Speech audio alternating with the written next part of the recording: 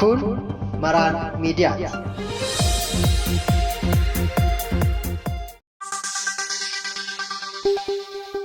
Harka fuunii akkam jirtu kabajamtootaaf jaallatamtoota maatii Maraan Miidiyaa. Kun Maraan Miidiyaati. Maraan Miidiyaa odeeffannoowwan waqtaawoo garaagaraa qindeessee kan isin biraan ga'u miidiyaa keessan. Egaa odeeffannoowwan guyyaa irraaf qindeeffannes isin biraan ga'uuf jenna. Odeeffannoo guyyaa irraatiin waldaan warra Wangeelaa Makkaan Yesuus biyyoota garaagaraa keessatti hojii misiyoonummaa hojjechaa jirtuun namoonni baay'een gara gooftaa dhufaa jiru jedhame. Tokkummaan waldoota kiristaanaa Afrikaa Kibbaa himata biyyattiin Israa'el dhaddachaa haqaa idil addunyaa irratti dhiyeessuuf himatte mormanii jiru. Odeeffannoowwan kanaa fi kanneen biroo qabannee jirra hordoftoota keenya. Odeeffannoo guyyaa irraa waliin Joonsii Ayyaanaa isin waliin kanan turuun ta'a. Isinis hanga xumuraatti nu hordofaa isiniin jenna. Odeeffannoowwan gaggabaaboo guyyaa irraatiin eegallaa. Pirezidaantiin Ameerikaa Baayiden filannoo bara 2024 kanatti dhimma ulfa baasuu akka onnachiiftu tokkotti gargaaramu jedhame. Itti aantuun pirezidaantii biyyattii Kamalaa Haaris sosochii bilisummaa sirna wal hormaataa biyyaalessaa labsanii kan jiranii fi garee gocha ulfa baasuun morman kana garee gara jabeeyyii fi gocha gaariin mormanidha jedhanis waamaniiru. Torban dhufaa jirus Virjiiniyaa keessatti gareen pirezidaantii Baayiden hiriira deeggarsaa waamanii kan jiranii fi achirrattis garee Riippaabilikaanotaa kan gocha ulfa baasuudhaan morman qeequuf akka qophaa'aa jiranis ibsamee jira. Gabaasni kan Zigaardiyaan. Tokkummaa waldoota kiristaanaa Afrikaa Kibbaa himata biyyattiin Israa'el dhaddacha haqaa idil addunyaatti dhiyeessuuf himattee mormanii jiru. Afrikaan Kibbaa Israa'el waraana dhiyeenya Gaazaa keessatti banteen lammiilee Paalestaan irratti gocha sanyii duguugaa raawwachaa jirti jechuudhaan dhaddacha haqaa idil addunyaatti himattee jirti. Himata kanarratti Israa'el deebii laatteen gocha maqaballeessiidha. Ani waraana lammiilee koorratti labsame qolachuuf tarkaanfii fudhadhe malee itti yaadee waraanan eegale tokkoyyuu hin qabu jetteetti. Afrikaan Kibbaa gama isheetiin Israa'el gocha Gaazaa keessatti raawwachaa jirtuuf itti gaafatamummaa fudhachuu haqa qabdu himattee jirti. Himata kana hordofee tokkummaan waldoota kiristaanaa Afrikaa Kibbaa biyyi isaanii himata bantee jirtu kana keessa atattamaan harka ishee akka sassaabattu gaafatanii jiru. Mootummaan keenya humna qabu nagaa buusuuf gama lamaaniin iyyuu yaadni waraana dhaabuu akka lafa qabatu godha jennee eegaa turre. Haa ta'u malee gochi gartokkee fi loogiin dabaale kun gocha Haamaas baatii onkoloolessaa keessa lammiilee Israa'el irratti raawwate sirriidha jedhanii beekamtii kennuufidhaas jedhaniiru. Gama lamaaniin iyyuu lammiileen du'uuf miidhamuun hunda keenyaafuu gaddaa kan jedhan tokkummaa waldoota kiristaanaa Afrikaa Kibbaa kun mootummaan murtoosaa jijjiiruu akka qabus cimsinee amanna jedhanii. Kan gabaasee Yerusaalem Poostidha. Hordoftoota keenya gara odeeffannoowwan bal'inaa qabannetti darbinaa. Odeeffannoo kanaanis waldaan warra Wangeelaa Makkaan Yesuus biyyoota garaagaraa keessatti hojii misiyoonummaa hojjechaa jirtuun namoonni baay'een gara gooftaa dhufaa jiraachuutu dhaga'ame. Waldattiin ergama Wangeelaa fudhattee milkeessuuf waggaa waggaatti dhugaa baatota leenjiftee dhugaa Wangeelaa hidhachiiftee biyyoota garaagaraatti kan bobbaaftu yeroo ta'u, yeroo ammaa kanatti biyyoota 16 keessatti namoota ergama Wangeelaa fudhatan 56 bobbaaftee dhugaa Wangeelaa addunyaadhaan ga'aa jirti. Dabalata oduu kanaa akka itti qindeeffannee jirra. Waldaan kiristaanaa warra Wangeelaa Makkaan Yesuus hojii misiyoonummaa hojjechaa jirtuun milkaa'aa jirti jedhame. Waldattiin yeroo ammaa kana hojii kana si'aayinaan biyya keessaa biyya alaatti hojjechaa kan jirtu ta'uu waldaa kiristaanaa warra Wangeelaa Makkaan Yesuus Itoophiyaatti daayirektarri waldaa misiyoonii addunyaa lubni Xilaayee Kabbadaa himanii jiru. Waldaan Makkaan Yesuus hojii kana gara lamaan hojjete. Tokko biyya keessatti hojii hojjetamu daangaa Itoophiyaa keessatti kallattii kamiin iyyuu wangeelatti hin ga'uudha namoota dhageenyeeni namoota duuka buutoo gochuudha. Duuka bu'aa duwwaa utuu hin ta'in immoo hirmaattuu hojii mootummaa Waaqayyoo akka namoonni ta'an qopheessuudha. Inni lammaffaan immoo waggaa tokko gidduutti istaatistiksiin biyya lafaa akka nutti agarsiisutti namni miiliyoonii 31 kan ta'u utuu wangeela hin dhagahin waggaa tokko gidduutti biyya lafaa kanarraa gara si'oolii adeema jechuudha. Kanaaf namoonni kun utuu dhoksaa dubbii Waaqayyoo kana utuu hin dhagahin akka jarri hin duunee fi tarkaanfiin isheen fudhachaa jirtu waggaadhaa gara waggaatti dabalaa deemeera. Kanaaf waldaan keenya biyya keessa duwwaa utuu hin ta'in biyya bakkeettis wangeela lallabdii jechuudha. Hojiin waldaan kun gama kanaan hojjechaa jirtu yeroodhaa yerootti dabalaa kan jiru ta'uu kan kaasan Lubni Xilaayeen biyyoota 16 keessatti namoonni hojii kanaaf bobba'an 56 ta'an hojiirra kan jiran ta'us kaasanii jiru. Misiyoonota 56tu biyya adda addaa keessatti bobba'ee tajaajilaa jira jechuudha. Yeroodhaa waggaadhaa gara waggaatti itti dabalaa dhufe. Bara kana keessa duwwaa misiyoonota 14 gara biyyoota adda addaa deeme tajaajila. Waggoota darban kana keessatti biyya 16 jiran kana keessatti waldooti 29tu ijaaramanii jiru. Waldoonni 29 ijaaramanii jiran kuni duuka buutota horachuu of gidduudhaan immoo namoota qopheessuu yoo nu iddoo sana biyya sana gaaf tokko tajaajiluun rakkina ta'e balballi cufame tajaajilli kun itti fufuutarra jira. Kanaaf akka karooraatti wanti nuyi irratti hojjennu tokko kana kakaasu akka jarri jabaatanii of danda'anii hojii wangeelaa ofii jiraatiin geggeessan. Waldaan kun hojii misoonummaa kana waldaalee warra wangeelaa kaan wajjinis kan hojjettu yeroo ta'u tumsaaf deeggarsa barbaachisus gochaa jirti jedhaniiru. Waldootii gara biraayyuu kakaasuu irratti xiyyeeffattee hojjechaa jirti. Akka waldaa Qaala Hiwoot, waldaa Mulu Wangeel, waldaa Misir Kiristoos hundumti jara waamicha gooftaan keenya Yesuus Kiristoos nuuf kenne kana fudhatanii akka jarri maasii Waaqayyo qopheesse kanatti akka jarri bobba'anuu fi leenjii kennite bara kana duwwaa yookiin al tokkotti jechuudha ji'a 3 as gidduutti misyoonota 29 leenjisteeti waldaan keenya. Kan keenya duwwaa utuu hin ta'in warra kaanis dabalatee jechuudha. Kanaaf waldaan kun of duwwaa utuu hin ta'in warra kaaniinis dadammaqsuudhaaf dura buutoo ta'uudhaani hojiin kun akka inni babal'atu karoorfattee irratti hojjechaa jirti jechuudha. Guyyaan misioonii addunyaa guutuu addunyaatti kabajamu biyya kanattis guyyaa boorii kan kabajamu ta'uu kan kaasan Lubi Xilaayeen amantoonni hojii kanaa kadhannaadhaan of kennuudhaanis tumsu akka qaban dhaamanii jiru. Inni jalqabaa tokko kadhannaadha. Kadhannaan karaa namaa jira. Kadhannaan humna namatti tola. Kanaaf amantoonni jalqabaa kadhannaadhaan nu gargaaruutu irra jira. Inni lammaffaa warri Waaqayyo jara waame yoo jiraatanii waamichi Waaqayyo jara qaqqabeera taanaan akka jarri hirmaannaa kana keessatti godhanu barbaanna. Dhufanii Waaqayyo na waameera jedhanii karaa waldaa amantoota yoo ergamanii waldaan keenya jara kana fuudhee bakka wangeellitti hojjetamutti erguu ni danda'a. Inni sadaffaan amantoonni yoo ofii qaamaan dhaquu baatanii akka warri kaan dhaqanu gargaaruudha. Humna faayinaansiitiin deeggaruudha. Hojii wangeela biyya bakkee horii guddaa gaafata. Doolaariidhaan kan nu jaraaf kaffallu. Maaliif namoonni biyya sana dhaqanu beela'uun irra hin jiru, dhukkubsachuun irra hin jiru, ijoollee jara mana barumsaatti argachuu irra jira. Kanaaf jara kana deeggaruudhaaf waldaan amantootaa amantoonnis mata mataadhaan waldaa kana deeggaranii waan kontribiutii gochuun jiraatu jiru akka jarri godhanu kaka'umsa uumuudha. Gara fuulduraattis waldaan kun hojii misioonummaa kana biyyoota addunyaa kaan keessatti babal'isuuf karoora kan qabuu fi kana keessatti hirmaannaan amantoota hundumaa murteessaadhas jedhaniiru. Lakkoofsa tajaajiltoota amma jiranu bara kana jalqabee waggaa 5 dhufan keessatti 104 ga'uudhaaf kan hojjechaa jiru. Biyyoota kanaan dura hojjennu duwwaa utuu hin ta'in biyyoota Eeshiyaa keessa jiran keessatti hojjechuu barbaanna. Waaqayyo nutti dubbateera. Noord Afrikaa keessatti hojjechuu barbaanna. Kana duwwaa utuu hin ta'in waldoonni Awurooppaa keessa jiran dadhabaa jiru. Wangeelli karaa jaraa nu qaqqabee jarri deebisanii wangeelaaf gufuu ta'aa jiru jireenya jaraaf. Kanaaf akka karooraatti wanti nuyi fudhannu tokko Eeshiyaa duwwaa utuu hin ta'in Awurooppaanis akka taargeetii tajaajila keenyaa godhannee irratti hojjechuu barbaanna. Kanaaf akka waldaa amantootaa waldaan tokko tokkoon itti gaafatamummaan narra jira akka jarri jedhanii hojii kana duuka akka jarri hiriiran yeroo nuyi waamicha jaraa goonu akka of qopheessan yeroo nuyi humna dhabnu akka nu deeggaran yeroo nuyi wallaansoon nutti baay'atu akka nu wajjiniin ta'anu kana waamicha gochuu barbaanna.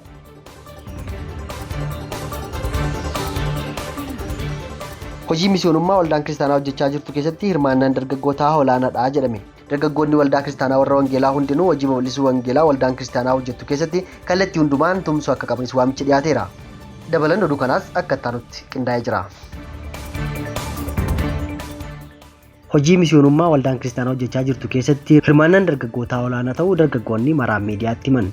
Waldaan kiristaanaa dargaggoonni ija jabinaan dhuga baatota wangeelaa akka ta'an hojjechaa jiraachuu waldaa kiristaanaa warra wangeelaa Makkaana Yesuus Itoophiyaatti daayirekteerri qajeelcha tajaajila ijoolleef dargaggoo hojjetaa wangeelaa Wandimmaagany Hundeessaa dubbatanii jiru. Dargaggoota keenya hidhachiisaa kan jirru mishiinaroota wangeelaa akka ta'anii fi cimanii akka hojjetanii fi lafa jiranitti Yerusaalem isaanirraa jalqabanii naannoo isaanirraa jalqabanii achiin immoo gara Yihudaatti gara ollaa isaaniitti achiin immoo gara Samaariyaatti fagaachaa deemaa achi immoo amma handaara lafaatti jedha. Kanaafuu inni guddaan nuti dargaggoota keenya hidhachiisaa kan jirru lafa jiran irraa kaasanii barattoota yoo ta'an mana barumsaatti hojjettoota yoo ta'an iddoo hojiitti daldaltoota yoo ta'anis qonnaan bulaa yoo ta'anis hundumtuu lafa jirutti mishiinaroota wangeelaa akka ta'anii fi ciminaan irratti hojjechaa jirra. Dargaggoonni nuti dubbifne tokko tokkos hirmaannaan dargaggootaa milkaa'ina hojii misioonummaa keessatti gahee guddaa akka qabus dubbataniiru.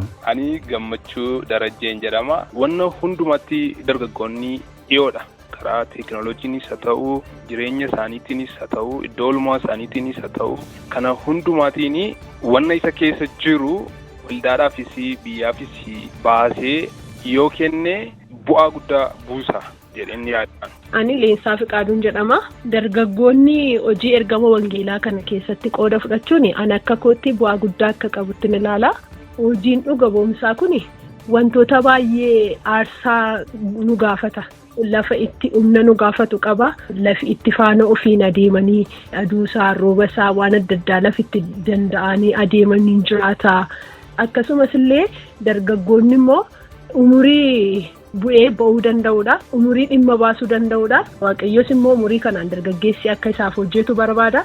Kanaaf dargaggeessi gaafa hojii dhuga ba'umsaa kan hojii wangeelaa kanatti hirmaatu hojichi bu'a qabeessa ta'a jedhee yaada. Maqaan koo Ifaa Teessoon jedhama. Dargaggoonni yoo ba'anii hojjetan irra caalaa gara hojii dhuga ba'umsa wangeelaatti yoo xiyyeeffatan bu'a qabeessa taasisaa hojii kanaa kan jedhudha akkasitti qaba. Tarsiimoowwan dargaggoonni ittiin hojii wangeela dhugaa ba'uu hojjetan keessaa tokko ispoortiidha kan jedhan hojjetaan wangeelaa Wandimmaageny gama kanaan kutaalee biyyattii iddoo adda addaatti dargaggoonni hojii ija qabu hojjechaa jirus jedhaniiru. Istiraateejiin nuti hojjechaa jiru tokko ispoortiillee carraa hojii wangeelaa goonee fayyadamudha. Ispoortii akka bashannanaattis akka ogummaattis ispoortii akka balbala wangeelaattis itti fayyadamaa jirra. Isa kanas barsiisnee leenjisaa jirra. Dargaggoonni magaalaa Naqqamtee akkasuma hojii gurguddaa hojjetu waggaa waggaatti sagantaa guddaa qabu. ECMIUs kaap jedhanii ispoortii garaagaraa dorgommii garaagaraa qopheessu. Namni kubbaa miilaa laaluu dhufu sun, namni fiigicha laaluu, namni tapha sana laaluu dhufu sun gidduutti yeroo boqonnaatti immoo wangeelli lallabama. Kadhannaan hin kadhatama, waamichi fayyinaas hin godhama. Hojii wangeelaa karaa sanaan ibsuun hojjeta. Bulee waraab fiigicha qopheessu waggaa waggaatti. Fiigicha qopheessan kanarratti tiishartii qopheeffatu, faarfannaa qopheessu, lallaba qopheessu. Magaalaa guutuu keessa deema ispoortii hojjechaa wangeela lallabu jechuudha. Dijiitaal miidiyaa irratti immoo karaa hundumaan keessattuu barattoonni yuunivarsiitii, barattoonni haayiskuulii, barattoonni dargaggoonni garaagaraa torban hojii wangeelaaf jedhanii hojii gurguddaa hojjechaa jiru jechuudha. Karaa tiktookii muuvimentii gurguddaatu uumamaa jira. Dargaggoonni baay'een hojii mishinii wangeelaa kana keessa seenaa jiru. Even hamma dhaabbata hundeessanii, ministirii hundeessanii tajaajila leenjii, tajaajila dhuga ba'umsaa kana jalqabanitti dargaggoonni baay'een kana keessa seenaa jiru. Dargaggoonni yaadaan, kadhannaadhaan, maallaqaaf waan danda'an hundumaan hojii misyoonummaa waldaan kiristaanaa hojjettu keessatti qooda fudhachuu qabu kan jedhan ammoo dargaggoota nuti dubbisnedha. Hojii keenya hundumaa keessatti biiroo isa hojjennu waan hojjennu hundumaa keessatti Kiristoos ifuunuma barbaada. Hojiin misyoonummaa waan biraa Kiristoosii mul'isuudha. Kiristoosiin garuu karaa nuyi mul'isnu waan hojjennu hundumaa keessaan sochii keenya hundumaa keessaan waan keessa jiru hundumaa keessaan hojiin Kiristoosiin mul'isu hojiin misyoonummaa inuma hojjetama.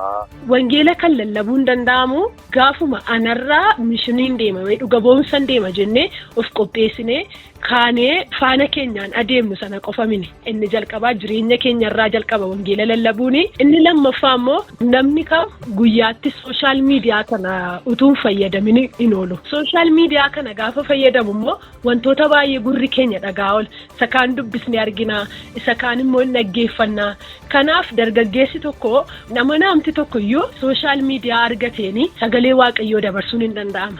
Yerichi dhumuuf ariifachaa akka jiru hundumtu keenya iyyuu ni beekna. Hojii kanatti bobba'ee kan jiru immoo namoota xiqqoodha. Maasiin san immoo bal'aadha. Dargaggeessi tokko dubbii sagalee waaqayyootiin kadhannaadhaan of qopheessee hojii kana dargaggeessi of kennee kan koodha jedhee dhimmeetu hojjetee jedhaan. Waldaan kiristaanaa dargaggoota leenjisuudhaan hidhachiiftee gara ifa wangeelaa warra hin arginitti bobbaasuudhaaf cimsitee hojjechaa kan jirtu ta'uu kan dubbatan hojjetaan wangeelaa Wandimmaageny hojiin hojjetame jajjabeessaa ta'us kana caalaa hojjechuutu nurraa eegamas jedhaniiru. Gaafa leenjii qopheessuun asitti warra kana hundumaa hin waamna. Waldaa keenya qofaa otoo hin ta'in waldaa warra evangelikals kan biraas ministirii garaagaraa warra qabanis hojii mishinii wangeelaa kanarratti warra hojjetanitti hin waamna. Dhiyeenya kana warra biyya Kooriyaa irraa dhufanii egaa amma Saawus Kooriyaan akka addunyaatti mishinii erguutti sadarkaa duraarra jirti. Muuxannoo isaanii sheernuuf gochuuf dhufanii muuxannoo kana dargaggoonni waldaa kan biraa keessa kan jiranis kan waldaa keenya dabalatee akka qooddataniif waliin taanee leenjii kennaatti kan turre muuxannoo warra biraarraa fudhachuu tokkoffaa feelooshippiin kun barbaachisaa kooppareeshiniin yookaan immoo wal gargaaruun waliin immoo hojjechuun barbaachisaa. Kana gama ammaatti hojjechaa kan jirru wanti hojjetamaa jiru ga'aa miti garuu immoo jalqabbiin jiru gaariidha. Kan immoo walumaan taanee cimsinee kan itti fufnu ta'a jechuudha.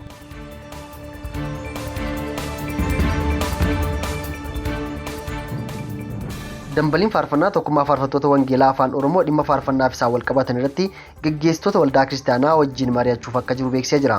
Dhimma faarfannaa wal qabatee kallattiinis ta'u al-kallattiin qaamoleen dhimmichi isaan ilaallatu irratti kan argaman waltajjiin addaa tokkos qophaa'ee jira. Dabalata oduu kanaas akka itti isinitti himna. Dambaliin faarfannaa tokkummaa faarfattoota wangeelaa afaan Oromoo hojiiwwan faarfannaa fi isaan wal qabatan irratti mari'achuuf akka jiru beeksise. Dambaliin faarfannaa tokkummaa faarfattootaa kun erga hundeeffamee waggaa 2 kan guute yeroo ta'u, faarfattoota, muuziqeessitoota, ogeeyyii suur-sagalee akkasumas qaamolee dhimmi kun isaan ilaallatu kaanis kan of keessatti qabatedha. Kaayyoon tokkummaa kanaas faarfattootaa fi hojii faarfannaa keessatti qaamolee qooda fudhatan gidduutti tokkummaa uumuudhaan walirraa barachuuf wal qajeelchuu akka ta'e pirezidaantiin dambalii faarfannaa tokkummaa faarfattoota wangeelaa afaan Oromoo faarfataa Eliyaas Bantii ibsanii jiru. Kaayyoon hundeeffamaa dambalii faarfannaa tokkummaa faarfattoota wangeelaa afaan Oromoo rakkoo faarfannaadhaan wal qabatee faarfannaa fi faarfattoota akkasumas waldoota kiristaanaan wal qabatee jiru furuu irratti hojjeta. Kana wal barsiisuu, wal gorsuu, wal qaqqajeelchuu hamma dandeenyu wal barsiisuudha. Tokkummaa uumuudha gaa walitti dhufnee walii wajjiniin wal beekuun walii wajjin hojjechuun kun barbaachisaadha waan jedhamee yaadamee fi tokkummaan kun amajjii 14 bara 2016 rakkoowwan darbee gama faarfannaan mul'atu irratti geggeessitoota waldaa kiristaanaa fi qaamolee dhimmichi kallattiin ilaallatu waliin mari'achuuf akka jirus faarfataa Eliyaas ibsaniiru. Rakkoon faarfattoonni faarfannaa isa barbaadamu faarfanneef maalidha kan jedhudha qabxii guddaan. Waldaan kiristaanaa immoo kana keessatti ga'ee maalii qabdi, maal gochuutu irra jira, faarfattoota duwwaatu sirreessamoo waldaan kiristaanaa ga'een ishee maali kan jedhu achi keessatti mari'atamaa. Geggeessitoonni waldaa kiristaanaa doktrinii garaagaraa geggeessan keessatti hirmaatu. Tajaajiltoonni yeroo dheeraa hojii wangeelaa irratti hirmaatu. Hojii tokkummaan kun hojjetu keessatti geggeessitoonni waldoolee kiristaanaa warra wangeelaa akkasumas amantoonnis hirmaannaan isaanii olaanaa akka ta'e dubbatanii jiru. Faarfattoonni waldaa kiristaanaa jiraachuu qabu.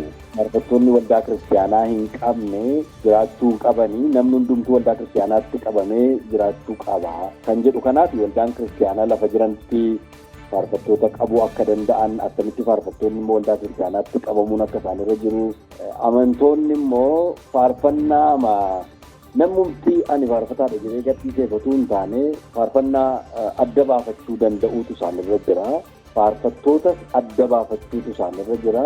Sagantaan addaa qophaa'ee jiru kunis waldaa guutuu wangeelaa Gullallee naannoo Fiilaansii jirutti kan geggeeffamu yeroo ta'u ganama sa'a 3 irraa eegalee kan jalqabu ta'as jedhameera. Egaan kabajamtoota hordoftoota keenyaa odeeffannoowwan guyyaa irraa qindeeffannee kan hangamaatti hordofaa turtan. Odeeffannoowwan kanneen waliin Joonsee Ayyaanaa isin waliin kanan ture yoo ta'u isinis bakka jirtan hundumaatti waan nu waliin turtaniif kabaja argadhaa horaa bulaa isiniin jenna. Kun Maraan Miidiyaa.